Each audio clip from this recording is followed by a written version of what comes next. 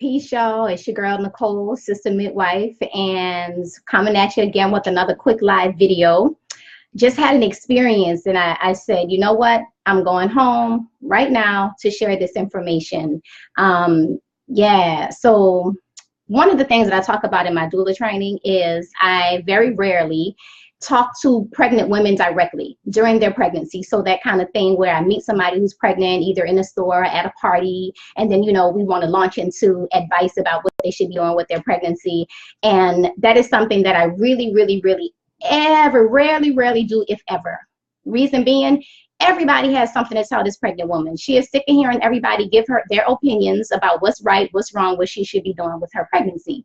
So my vision and my goal is to always educate people who are not pregnant, educate people who are not even considering pregnancy, educating really young women about pregnancy options and birth options, and educating community partners and community members and just everybody about what's happening, so that we have pockets of information floating around the community all the time.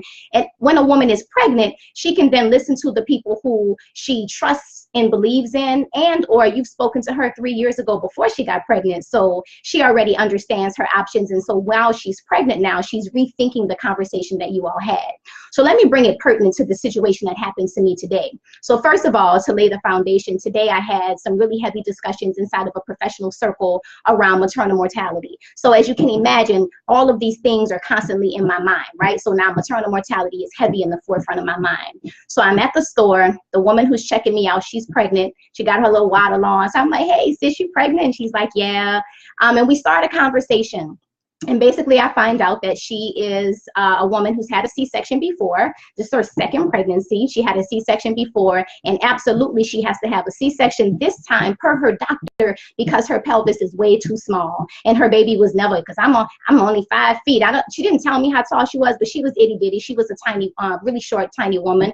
But there was no reason. Tiny women have vaginal births all the time. So this notion that you are too little, too short, too tiny, your pelvis will not fit your baby. Are there exceptions to this? Absolutely. But her first delivery, she was induced at 19 years old. She was induced, no known reason, and she ended up with the cesarean section. And then the comment after that was, oh, your doctor should have known that from the beginning because your pelvis is too small. So here I am doing something I say I never will do. I'm in here talking to this woman about, have you heard about a VBAC? And it is a real safe option. And sis, the reality is your body will grow the baby that your body can birth. If you are a 5 foot tall, 120-pound woman, your hips will either move out of the way so that your baby can pass through if it's a big baby, or you will grow a smaller baby that can fit in your pelvis. Your body is born to do this. And I didn't go into all this kind of detail with her, but I was like, please look into it. Please ask for your options. A VBAC is safe. A VBAC is a possibility. Talk to your doctor about it. See if it's an option for you. And she was just like, as she was shaking her head, yeah, okay. I could look into her eyes, and I knew that she had checked out on me. And as I walked out of the store, I was like, right.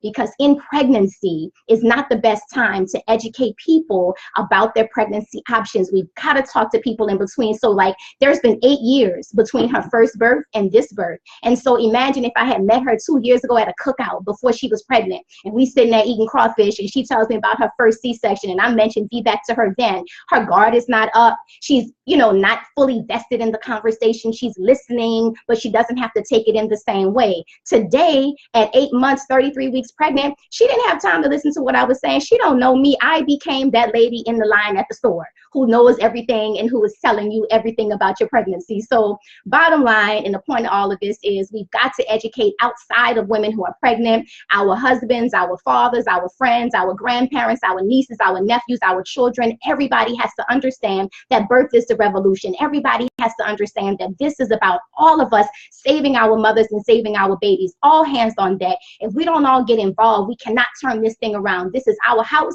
This is our issue. Let's band together. Let's educate everybody you see, man, woman, and child, whoever is a walking person on this earth. They should understand about birth options. So when their sister or their niece or their cousin is pregnant, they can help them understand that birth is the revolution. All right, y'all. Thank you for tuning in. I am out. Peace. Stop laughing, Shay.